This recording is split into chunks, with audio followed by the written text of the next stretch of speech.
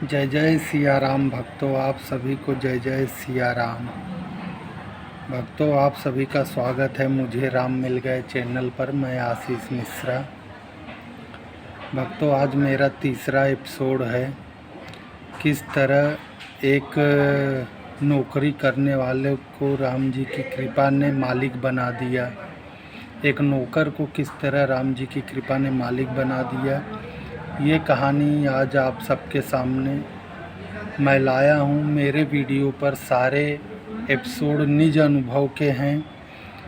आप मुझसे जुड़िए और अपने अनुभव शेयर कर सकते हैं। भक्तों, अब हम आते हैं कहानी पर। कुछ दिन पहले की बात है। मेरी दुकान के सामने एक दुकान थी, दुकान है आज भी। वहाँ पर दो सेठ काम करते थे। दोनों सेठ आपस में पार्टनर थे और दोनों अपना काम चलाते थे। तो उन दोनों को कहीं जाना था, गांव जाना था। तो उस हिसाब से जो सेकंड वाले सेठ हैं उन्हें भी गांव जाना था और जो बड़े सेठ थे उन्हें भी गांव जाना था। तो उन दोनों ने सोचा कि हम दोनों को गांव जाना है तो फिर दुकान कौन देखेगा। तो जो दूसरे नंबर के सेठ थे उन्होंने कहा कि मेरा साला जो है वो कहीं नौकरी करता है, उसे मैं बुला देता हूँ, कुछ दिन वो दुकान देख लेगा, तब तक हम सब गांव से होके आ जाएंगे। तो बड़े सेठ ने भी कहा ठीक है, बुला दीजिए। भाई, उन्होंने अपने रिश्तेदार को बुला दिया और उन्हें बता दिया कि ये काम है, आप देखिए, हम दोनों गांव होकर आते हैं।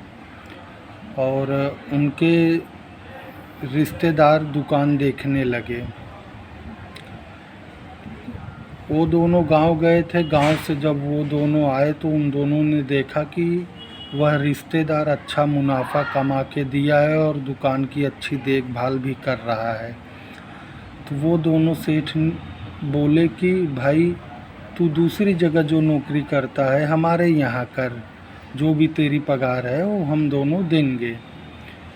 अब वो वहाँ पे रुक गए और वहीं पे काम करने लगे। ये मेरी दुकान के सामने की बात है। तो ऐसे ही सिलसिला चलते रहा। धीरे धीरे 2 साल निकल गए। 2 साल बाद उन दोनों पार्टनर में कुछ अनबन हो गई। दोनों ने अपना अपना धंधा अलग करने का सोच लिया। तो जिस दिन अनबन हुई उस दिन जो उनके यहाँ नौकरी करता था वो मेरे पास आया। बोला, भाई लगता है कि दुकान बंद हो जाएगी और अब मेरे पास इतना पैसा भी नहीं है कि मैं अपनी दुकान डाल सकूं। मुझे लगता है अब गांव जाकर कुछ करना पड़ेगा। यहाँ पे तो कोई मेरा सपोर्ट भी नहीं लग रहा है, क्योंकि दोनों अब अलग अलग हो चुके हैं। तो मैंने कहा कि राम जी की कृपा होगी, रुकिए कुछ दिन। मैंने कहा राम जी की कृपा होगी, रुकिए कुछ दिन। हो सकता है राम जी ने आपके भी लिए कोई न कोई रास्ता सोचा ही हो। राम जी तो सबके लिए रास्ता बनाते ही रहते हैं। भाई, सबको कहाँ से रोजी रोटी मिलनी है, कैसे दुख दरिद्र दूर होने, ये सब तो राम जी की ही कृपा से होते रहता है। फिर वह दोनों पार्टनर अलग अलग हो गए और ये बेचारा जो उनके यहाँ नौकरी करता था, ये क्या करे, इसे नौकरी से निकाल दिया गया। अब ये आया मेरे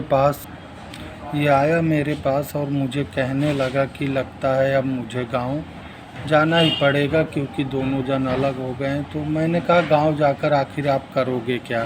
फिर से नौकरी करनी पड़ेगी, यहाँ आप रहेंगे? हो सकता है राम जी की कृपा आप पर बरसे, आपका भी कुछ हो जाए। भाई, बस 1-2 दिन की बात है। वो वापस आए मेरे पास और कहे कि आपका कहा गया तुक्का लग गया। मैंने पूछा क्या हुआ? उन्होंने कहा कि मुझे एक दुकान मिल गई है और एक भाई ने माल की भी व्यवस्था कर दी है, दुकान की भी व्यवस्था कर दी है। और वो उनके जीजा ही थे, जो पार्टनरशिप में अलग हो गए थे और उनके पास जो पैसा था उन्होंने अपने साले को दे दिया कि ले तू जा अपनी दुकान डाल और माल सामान भरवा, अपना व्यापार कर, आगे जब मुनाफा होगा तो तू मेरे पैसे मुझे वापस कर देना। भाई उसकी प्रसन्नता देखकर मुझे ऐसा लगा कि राम कृपा यही होती है। राम जब जिस पर कृपा करते नहीं, राम कृपा बरसाते हैं। क्या बताऊं, वो तो मेरे पास आकर ऐसे भावुक हो गए कि मैं बोला इसमें सब राम जी का आशीर्वाद है। राम सबकी सोचते हैं, सबकी करते हैं। राम कृपा बिन सुलभ न होई। आप अपना व्यापार करिए, धंधा करिए, और उनकी लाइन फिन से उनका जीवन जो है पटरी पर आ गया और अच्छे से चलने लगा।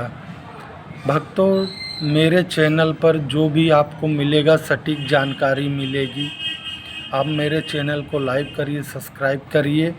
आपके भी निज अनुभव राम कृपा के हों तो मुझसे शेयर करिए, जो मैं अपने वीडियो पर डाल सकूं और भक्तों को यह राम कथाएं सुना सकें, जिससे भक्तों के मन में राम के प्रति प्रेम उमड़े। और मेरे चैनल को सब्सक्राइब करिए। मेरा व्हाट्सअप नंबर दिया गया है। अगर आपको ऐसा लगता है कि इनकी कही गई बातें सत्य होती हैं तो आप मेरा व्हाट्सअप नंबर ले लीजिए, मुझे वॉइस मैसेज करिए। राम जी की कृपा 90% आप पर बरसेगी ही बरसेगी। जय सिया राम, जय सिया राम, जय सिया राम। होई सोई जो राम रचि राखा।